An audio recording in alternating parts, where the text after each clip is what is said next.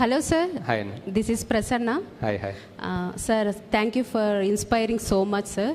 Kalki movie is really very excellent.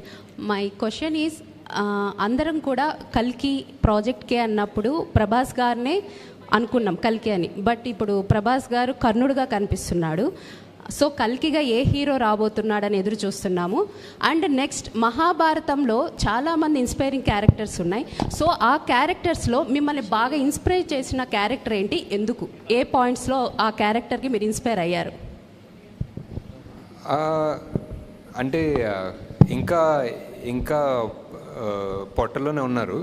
So acting casting గురించి వెళ్ళలేదు ఇంకా. So and second part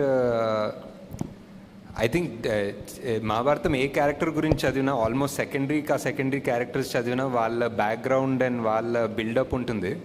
it's amazing. So వాళ్ళే main characters అనుకుంటాం. That's the way Mahabharata is return and it's beautiful.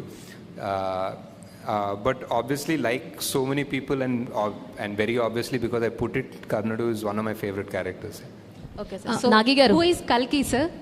కల్కిగా ఏ hero రాబోతున్నారు? అదే ఇంకా పొట్టలోనే ఉన్నారని చెప్పా కదా, ఇంకా చాలా టైం ఉంది.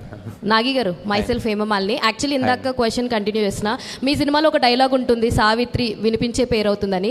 అలాగే నాగశ్విన్ ఆల్రెడీ వినిపించేసిన పేరు మా అందరికీ కూడా, మొత్తం అందరికీ కూడా పరిచయం చేశారు వాట్ ఈస్ నాగశ్విన్ అని చెప్పేసి ఒక్క కల్కి తోటి.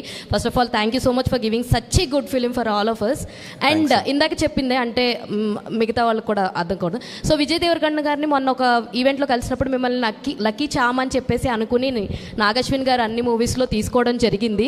సో ఏమని ఫీల్ అవుతారంటే, అట్లేం లేదు, నాగికి నాకు కంఫర్ట్ ఉంది. సో అందుకనే ప్రతి మూవీలో లైక్ విజయ్ దేవరకొండ గారు అలాగే మాల్విక గారు ఇద్దరూ కనిపిస్తారు. వై ద రీజన్ ఏంటి అంటే, నిజంగానే లక్కీ ఛాన్స్ అనా లేదంటే ఇంకేదన్నా బియాండ్ కంఫర్ట్ జోన్ ఉంది వర్కింగ్ అనా? అంతే అనుకోవచ్చు. అంటే comfort and lucky charms and first cinema కదా, it's always first movie is always special. So